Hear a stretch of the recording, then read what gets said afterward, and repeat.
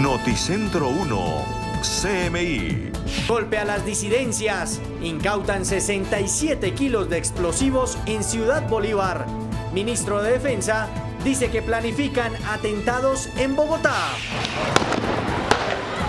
Atentados en Cajibío, Cauca, contra alcaldía y estación de policía. Hincha de Santa Fe brutalmente atacado, denuncia ante la fiscalía a su agresor, que está en libertad. Todo listo para el regreso de hinchas al estadio en Cali. Variante Delta ocasionará cuarto pico de contagio, advierte secretario de Salud. César, gracias. En máxima alerta se encuentran las autoridades del país ante la incautación de 67 kilos de explosivos que serían usados para cometer atentados en la capital del país. Según la policía, los explosivos habrían sido enviados desde el departamento de Nariño por cabecillas de la denominada Segunda Marquetalia. Stig Luengas nos tiene los detalles. Stig, ¿qué más dicen las autoridades? Buenos días. Hola Luisa y televidentes, cordial saludo. Pues están en alerta máxima y antes de contarles lo que dicen las autoridades, les quiero mostrar a esta hora cómo se encuentra Bogotá en algunos sectores. Por ejemplo, aquí en el occidente, pues han ordenado un despliegue militar y policial en algunos puntos estratégicos. Son al menos 20 puntos en este momento custodiados por ejército y por policía. Rondas que están haciendo ante unos posibles atentados terroristas que supuestamente se presentarían en Bogotá. Y es que esta noticia la confirmó directamente el ministro de Defensa Nacional, Diego Molano, quien dijo que en horas de la mañana se incautaron 149 barras de pentolita, lo que equivale a 67 kilogramos de explosivos. También al menos 700 metros de cordón detonante. Ha dicho el ministro de Defensa que esta incautación evita explosiones en la ciudad de Bogotá. Se logró identificar por inteligencia la intención de llevar a Bogotá explosivo pentonita para cometer un atentado terrorista en la ciudad. Gracias a esa labor de inteligencia, en un operativo esta mañana fue incautada esa pentonita y eso permite claramente señalar que gracias a la labor de nuestra fuerza pública y la policía se evitó un atentado que hubiera podido afectar la vida y la tranquilidad de los bogotanos. Por su parte, el director de la policía, el general Jorge Luis Vargas, afirmó que la orden de estos atentados vienen directamente desde Venezuela por parte de los cabecillas de la denominada Nueva Marquetalia. Se refiere específicamente el director de la policía a alias El Paisa y también a alias Iván Márquez. Desde Venezuela, El Paisa había dado instrucciones delincuenciales para cometer atentados en la ciudad de Bogotá. Esta red terrorista está siendo seguida no solamente en Bogotá, sino en varias ciudades de Colombia. En el operativo realizado por parte de la Policía Metropolitana de Bogotá fueron capturadas 2 personas, un hombre que sería disidente de las FARC y una mujer. Los detalles de esta operación y de estos supuestos atentados a las 12 del mediodía. Por ahora me despido. Desde el occidente de Bogotá informó Stig Luengas para Noticentro 1 CMI. Stig, muchísimas gracias. Y las autoridades de salud se mantienen en alerta por la llegada de la variante Delta a Bogotá, que puede generar el cuarto pico de contagio. Luisa Fernández, muy buenos días. ¿Cuáles medidas se están evaluando? Luisa, televidente, buenos días. Cabe aclarar que el secretario de Salud aseguró que aunque se registra un cuarto pico en la capital del país con la variante, el avance en la vacunación podría generar que este pico fuera solo de contagios, de positivos y no de enfermos o de personas que se registren en las UCI, en las unidades de cuidados intensivos de Bogotá. Esto fue lo que dijo el secretario. Dependiendo de lo eficientes que seamos en el proceso de vacunación, podremos tener un cuarto pico solo de positivos y no de enfermos. Me explico. Pudiera darse que el incremento en el número de positivos se dé sin que tengamos un incremento de pacientes graves o de ocupación de UCI. Luisa, hay mucha atención a esta cifra, y es que 4 de cada 5 personas podrían contagiarse con la variante de Delta. Así lo han determinado algunos estudios realizados de manera internacional, incluso también en Colombia. Dice el secretario que el mayor reto para el distrito son los mayores de 50 años. Entre 50 y 60 años faltan más de 200.000 personas por vacunar y que hasta el momento, con la llegada de esta variante, ya no se necesitaría tan solo un 70% de vacunados para lograr la inmunidad de rebaño, sino más del 90%. En otras noticias, quisiera contarle sobre la libertad que fue otorgada en medio de la investigación hacia un hombre de aproximadamente 30 años de edad, quien es el presunto responsable de un feminicidio que tuvo lugar el pasado 27 de mayo de 2020. La víctima fue identificada como Adriana Aponte. Ella vivía en el barrio Victoria con su familia. Este sujeto luego de un año queda en libertad y la familia rechazó estos hechos o esta decisión. De hecho, ha realizado varios plantones y algunas velatón cerca al lugar en donde fue encontrado su cuerpo. Aclamamos que haya justicia, porque la semana pasada, por solicitud del abogado de la defensa, extendió el vencimiento de términos.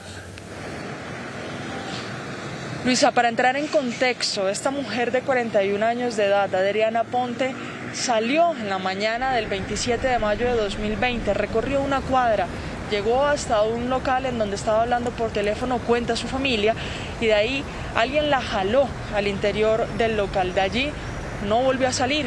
En la noche de ese 27 de mayo, un transeúnte se encontró unas bolsas de basura en donde estaban las partes del cuerpo de Adriana Aponte. Desde allí inició la investigación, fue capturado el hombre que fue dejado en libertad la semana pasada. La Secretaría de la Mujer representa a la familia, apeló la decisión y están a la espera de que este hombre sea recapturado mientras avanza la investigación. Entre tanto, piden celeridad a este proceso para que por fin se haga justicia. Los detalles de esta noticia sobre las 12 del mediodía. Luisa Fernández, Noticentro 1, CMI. Luisa, muchísimas gracias. Con esta información hacemos una pequeña pausa, pero al volver a Noticentro 1, CMI, capturan a hombre por abusar de su hijo en Bolívar. Ya volvemos.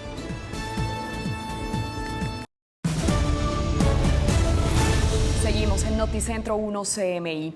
Ante la Fiscalía fue denunciado el agresor del hincha de Santa Fe, que se entregó voluntariamente y después quedó en libertad.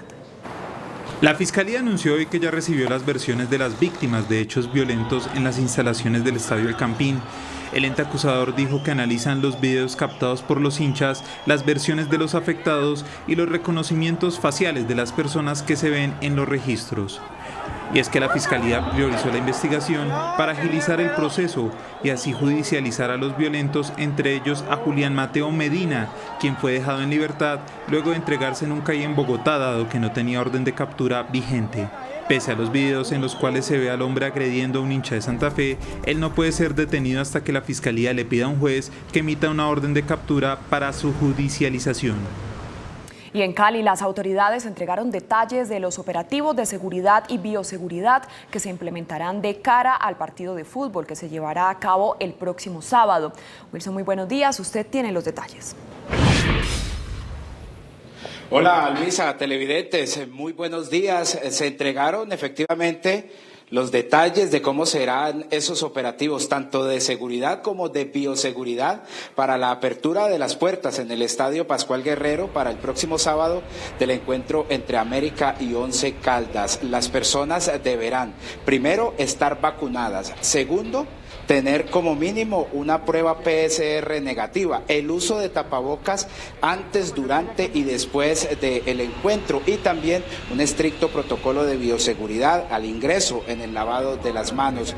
No se va a permitir por parte de las autoridades que ingrese la hinchada del equipo visitante en temas de seguridad para evitar desmanes como los ocurridos en la capital del país. Se espera entonces que un aforo cercano al 25%, cerca de 7.000 hinchas lleguen el próximo sábado al Estadio Pascual Guerrero. Y en otras noticias, aquí en la capital del Valle del Cauca, las autoridades capturaron en las últimas horas a un violador en serie que abusaba sexualmente de las mujeres en un tradicional parque en el sur de la ciudad. Para ampliar los detalles nos acompaña el director seccional de Fiscalías en Cali. Bienvenido. Y bueno, detalles de estas capturas que se ha dado aquí a este violador en serie en la ciudad.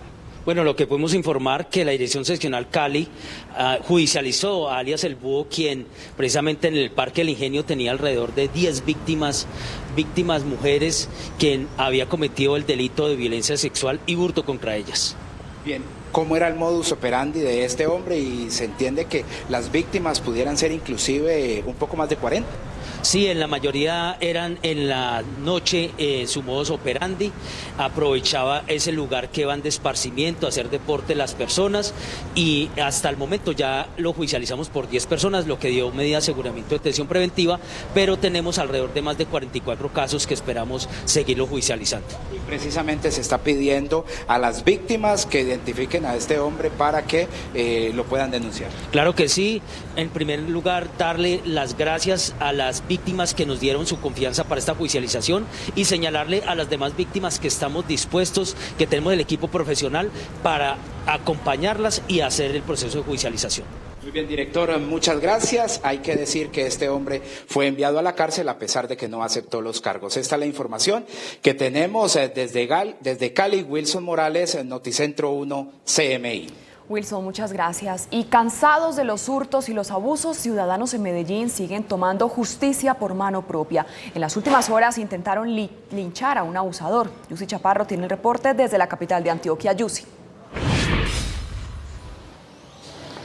Hola, buenos días. Justamente hace una semana aquí en CMI decíamos sobre el aumento de estos hurtos que se están presentando no solamente en Medellín, sino en otros municipios del área metropolitana. Son tan continuos los robos que los ciudadanos ya están cansados y deciden tomar este caso de justicia por mano propia, como este presunto abusador sexual en el municipio de Bello, en donde intentaron lincharlo, y también a otros delincuentes en el centro de la ciudad que prácticamente con golpes y empujones se le entregan a la policía. Y en otras noticias de Medellín, a las 11:25 de la mañana estamos en el colegio Gilberto Alzate Avendaño del barrio Aranjuez de Medellín, en donde literal se está cayendo a pedazos. Este es uno de los techos que se desprendió hace unos días, pero el 90% del colegio está en riesgo y tiene afectación en sus estructuras. El rector Humberto Bermúdez, rápidamente, ¿cuál es la situación y los niños que en este momento están en riesgo? Buenos días. Sí, el DAGRE nos acaba de cerrar 7 aulas por inminente riesgo en la salud de la comunidad educativa. Requerimos del Gobierno Nacional agilice el convenio de alianza público-privada en el cual fuimos favorecidos en el 2018 13 colegios de Medellín, y por lo cual la administración municipal no ha podido hacer intervenciones. Entonces, Gobierno Nacional, ayúdenos, que ya Medellín tiene los recursos de vigencia futuras para que nuestro colegio y sus estudiantes tengan dignidad y condiciones, especialmente en esta presencialidad con esta pandemia que vivimos. Entonces, agradecemos mucho la urgencia en atender esta necesidad de nuestra institución educativa. Bueno, y rápidamente, en cuestión de segundos, la mamá Gloria Arenas, ¿usted siente temor de enviar a su niño al colegio? Claro que sí, uno va a sentir miedo sabiendo que esta estructura puede caérsele a uno de nuestros niños. Entonces no queremos es de que suceda algo peor. Queremos es de que en este momento se ponga la mano en el corazón y nos ayuden para reconstruir. Listo, muchas gracias. Es la situación entonces en este colegio del barrio Aranjuez de Medellín, en donde han tenido que desocupar 6 aulas, pues esta humedad está afectando toda la institución. Más adelante en minutos tendremos ampliación de estas noticias desde Medellín. Así es, Yusi, muchas gracias. Y con esta información hacemos una breve pausa, pero al volver a Noticentro 1 CMI. México será sede de diálogos entre el gobierno de Maduro y la oposición venezolana. Ya volvemos.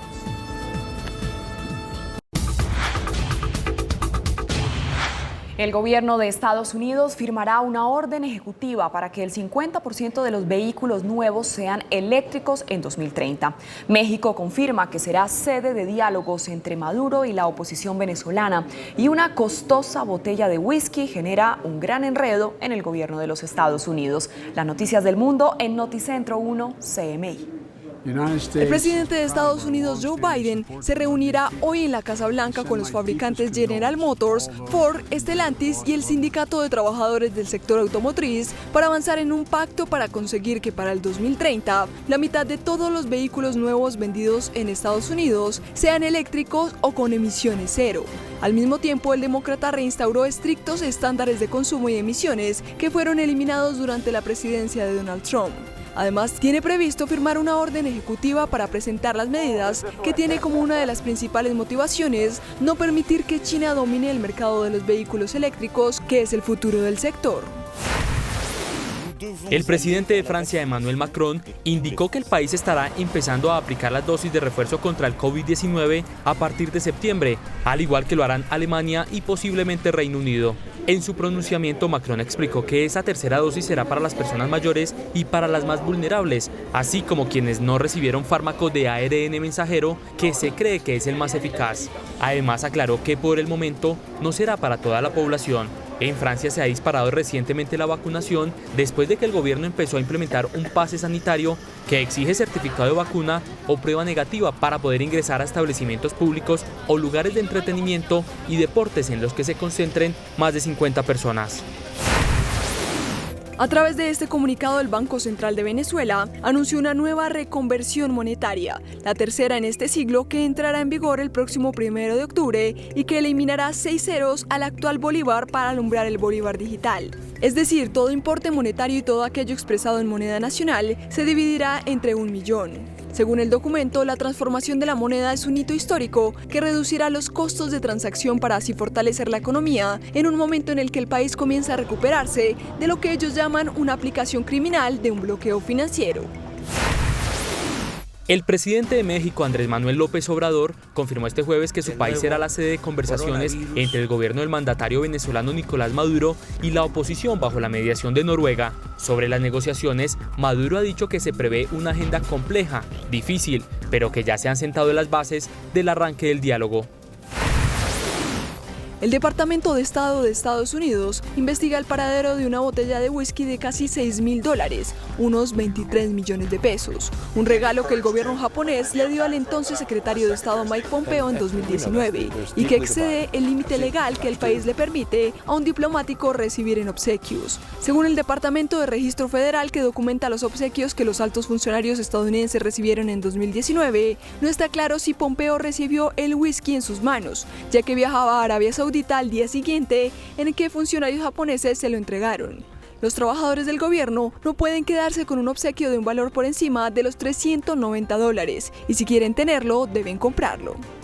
En otro golpe a las disidencias de las FARC, las autoridades policiales incautaron más de 60 kilos de explosivos en Bogotá. Explosivos que, según el ministro de Defensa, serían usados para cometer atentados en la capital. Estilo Vengas tiene detalles de este operativo. Stick, buenas tardes. Hola Luisa, buenas tardes. Pues continúa a esta hora el Consejo de Seguridad en el puente de Boyacá, liderado por el ministro de Defensa y el director de la policía. Esto luego de haber incautado 149 barras de pentolita, material explosivo que sería usado en la capital. Camuflados en un vehículo que se desplazaba por la calle 59C Sur con 51, sector de El Perdomo, Ciudad Bolívar, fueron incautadas 149 barras de pentolita, equivalente a 67 kilogramos de explosivos y 700 metros de cordón detonante. Según el gobierno nacional y la policía, este material sería usado para cometer actos terroristas en la capital del país. Fue incautada esa pentonita y eso permite claramente señalar que gracias a la labor de nuestra fuerza pública y la policía se evitó un atentado que hubiera podido afectar la vida y la tranquilidad de los bogotanos. Se tenía información sobre la entrega de este material que posiblemente venía del sur del país. La orden de un presunto atentado se habría dado desde Venezuela por parte de alias Iván Márquez y alias El Paisa, cabecillas del grupo armado organizado. Desde Venezuela, el Paisa había dado instrucciones delincuenciales para cometer atentados en la ciudad de Bogotá. Esta red terrorista está siendo seguida no solamente en Bogotá, sino en varias ciudades de Colombia. Un hombre y una mujer, identificados como José Duberman Rojas y Sandra Lorena Páez Vázquez, fueron los capturados por transportar los 6 rollos de tela que ocultaban las 149 barras de pentolita y el cordón detonante. Una de las personas capturadas es un desmovilizado del Frente 24 de las FARC. Se desmovilizó en el año 2003. Tanto el ministro de Defensa como el director de la policía adelantan un consejo de seguridad en el puente de Boyacá con el fin de establecer medidas para este próximo 7 de agosto. Que por inteligencia se ha identificado tienen intención de vandalizar el puente de Boyacá, decirles a todos ellos, quedan advertidos. Nuestra fuerza pública, ejército y policía está acá y vamos a defender este puente porque es el puente de la libertad de los colombianos y no permitiremos que ninguno ni nadie vandalice este símbolo de la libertad de Colombia. Además, a esta hora se llevan a cabo varias diligencias de registro y allanamiento en Bogotá ante las informaciones sobre planes terroristas en la capital. Desde el occidente de Bogotá informó Stig Luengas para Noticentro 1 CMI. Stig, muchas gracias. En Cajibío, Cauca, se registraron 2 atentados contra la policía y la alcaldía. Camilo Fajardo tiene el reporte. Camilo. Luisa Fernanda, televidentes, un cordial saludo. Mire, esta es la alcaldía del municipio de Cajibío. Quedó completamente incineradas 4 de sus dependencias. También hay 2 motocicletas que fueron quemadas la noche inmediatamente anterior.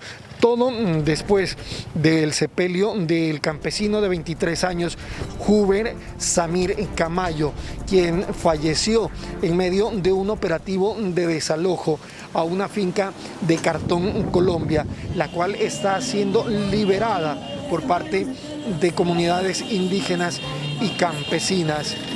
Después de que se conociera que el joven fue herido de bala, los campesinos e indígenas intentaron incinerar la estación de policía ubicada junto al parque principal. Hasta allí llegaron con bombas explosivas.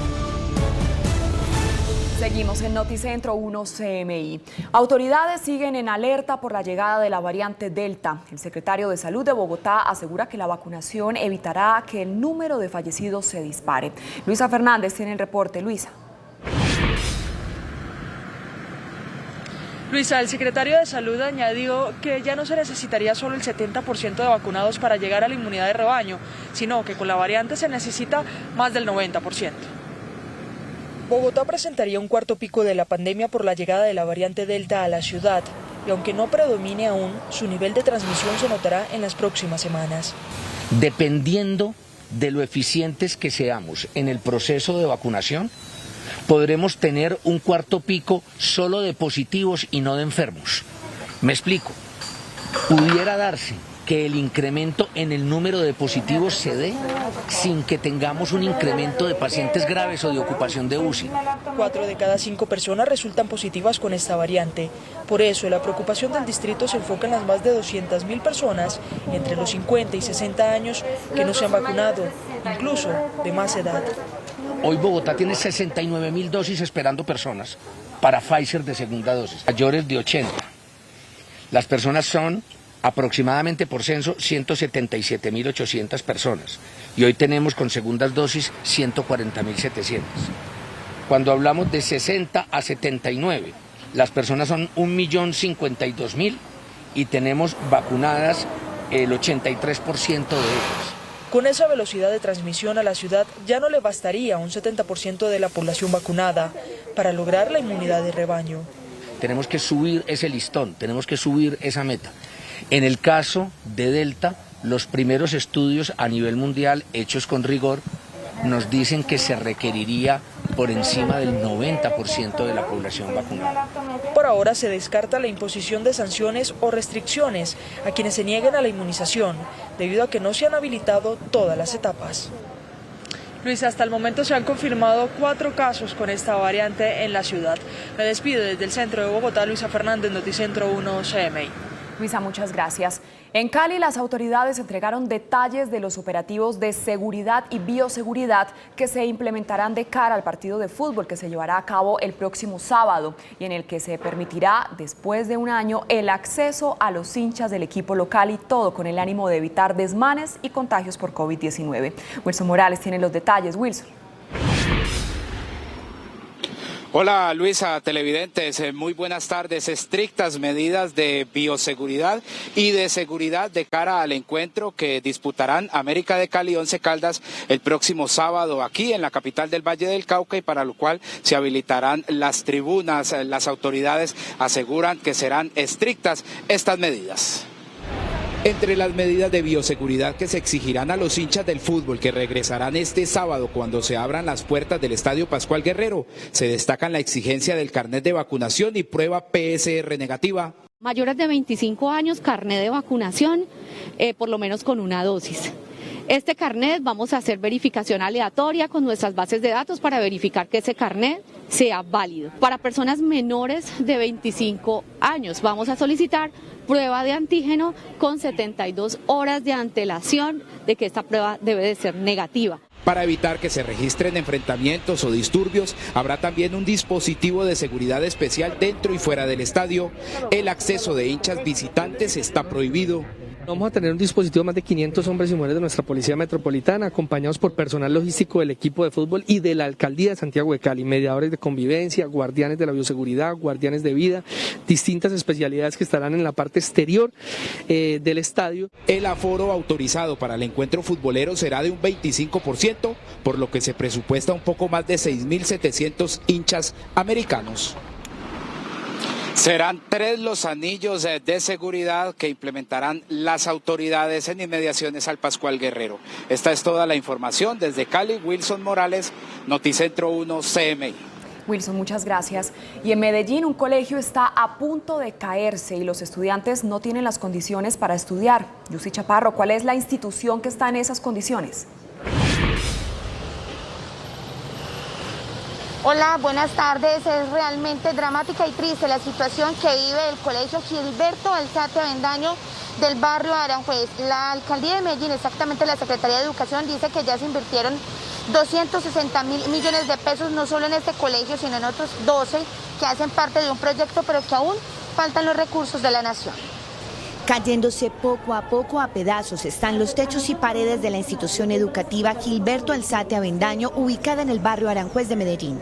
La humedad es tan fuerte que desgastó el 90% de las estructuras y cerca de 1.700 estudiantes de 3 jornadas están afectados. En este momento están recibiendo todos clases, no tenemos grupos desescolarizados, pero utilizamos todos los espacios. Entonces las aulas de sistemas dejaron de ser aulas de sistemas para convertirse en aulas de clase, los laboratorios son aulas de clase. Padres de familia sienten preocupación por el inminente riesgo al que están expuestos los niños. Que la preocupación de nosotros es mandar a nuestros hijos acá, a nuestros nietos, para que de pronto haya un accidente y salgan pues ya perjudicados, y es mucho mejor prevenir que lamentar. La Secretaría de Educación de Medellín respondió que este colegio hace parte de un grupo de 13 en la ciudad en proceso de reconstrucción con recursos de la alcaldía y del gobierno nacional, pero que este último no ha dado los aportes. Así que solo esperamos que el gobierno nacional pueda destrabar este tema para nosotros salir adelante con este proyecto.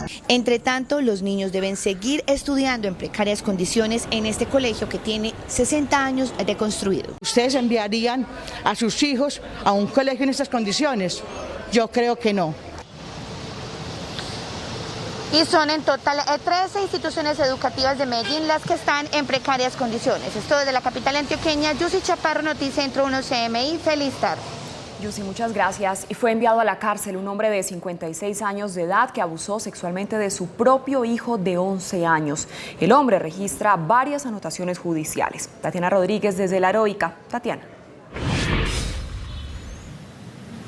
Luisa, televidentes, muy buena tarde. Según el informe de las autoridades, este hombre se dedicaba al comercio informal con la venta de comidas rápidas. Aprovechó que el menor fue enviado por la madre a la casa para cometer el abuso en junio de este año.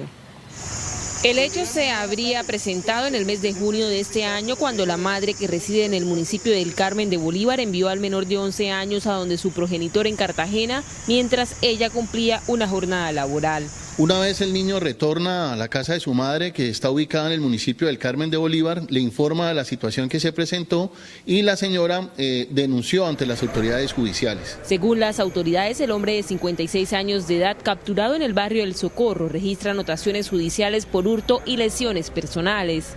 El capturado fue presentado ante un juez control de garantías, él no aceptó los cargos, sin embargo, por las pruebas que se tienen, él dictó medida de aseguramiento intramural. La policía hizo un llamado a la comunidad a fortalecer los canales de comunicación con los menores y a estar atentos a cualquier situación irregular que presenten. Además, la policía adelanta campañas de sensibilización a la ciudadanía para evitar que este tipo de casos se sigan presentando. Por ahora es toda la información desde Cartagena. Tatiana Rodríguez para Noticentro 1 CMI. Tatiana, muchas gracias. Hasta aquí la información en Noticentro 1 CMI. Espere a las 8 de la noche una nueva emisión de noticias. Feliz tarde.